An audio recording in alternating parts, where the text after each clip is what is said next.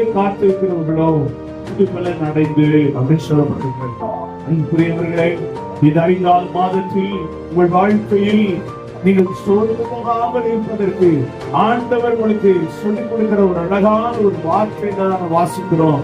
கர்த்தருக்கு காத்திருக்கக்கூடியவர்களா நீங்க இருப்பீங்கன்னா உங்கள் வாழ்க்கையில் நீங்கள் சோர்ந்து போகவே மாட்டீங்க. சோர்ந்து போறவங்களுக்கு தான் பலன் கொடுக்கிறார்.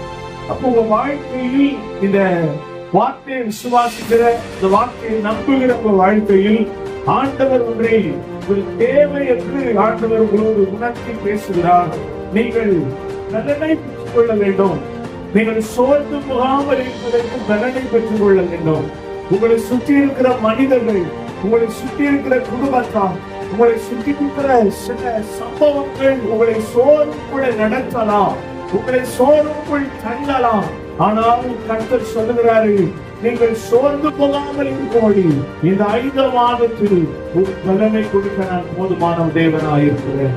ஹல்லேலூயா. ஆண்டவர் நல்லவர். அப்ப நம்ம என்ன செய்யணும்?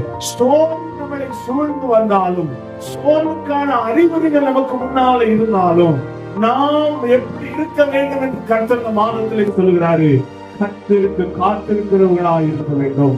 நம்முடைய வாழ்க்கையில், நம்முடைய குடும்பத்தில், நம்மை சார்ந்த ஏதோ ஒன்றில் நாம் விழுந்து போக, நாம் சோர்ந்து போய் துவண்டு போய் அமைதியா இருக்க இவைகள் எல்லாம் வந்து நின்றாலும் ஆண்டவர் நமக்கு சொல்லிக் கொடுக்கிற காரியம், நீ எனக்கு காத்திருக்கும்படி நீ அமர்ந்திருக்க வேண்டும். நீ என்னுடைய சமூகத்திலே வந்து அமர்ந்திருக்க வேண்டும். சோர்ந்து போய் முடங்கி போய் இருக்காதபடி நீ என்னுடைய பாதத்திலே வந்து, என்னுடைய சமூகத்திலே வந்து என்னை நீ நினைவு கூர்ந்து, ஆண்டவரே, என் பலனோ, என்னுடைய சத்துவமோ, என்னுடைய திறமையோ, என்னுடைய முயற்சியோ ஒன்றுமில்லை, எல்லாம் நீங்க தான் என் வாழ்க்கையில் பலனாய் மட்டுமா இருந்திருக்கீங்க, இனியும் நீங்க தான் எனக்கு பலனாய் இருக்கணும்னு சொல்லி ஆண்டுடைய பாதத்திலே அமர்ந்து தன்னுடைய சமூகத்தில் செபிக்கக்கூடியவங்களா இருக்கீங்கன்னா நீங்கள் சோர்ந்து போகாதபடிக்கு கர்த்தருடைய பலத்தினால் நிரப்பப்படுவீர்கள். நீங்கள் சோர்ந்து போகக்கூடிய சம்பவங்களை மேற்கொள்வீர்கள். நீங்கள் சோர்ந்து போகப்படி உங்களை சுற்றி இருக்கிற காரியமா இருந்தாலும் அவைகளை நீங்கள் முறியடித்து ஜெயிக்க கர்த்தருடைய பலம் உங்களுக்கு போதுமானதா இருக்கும்.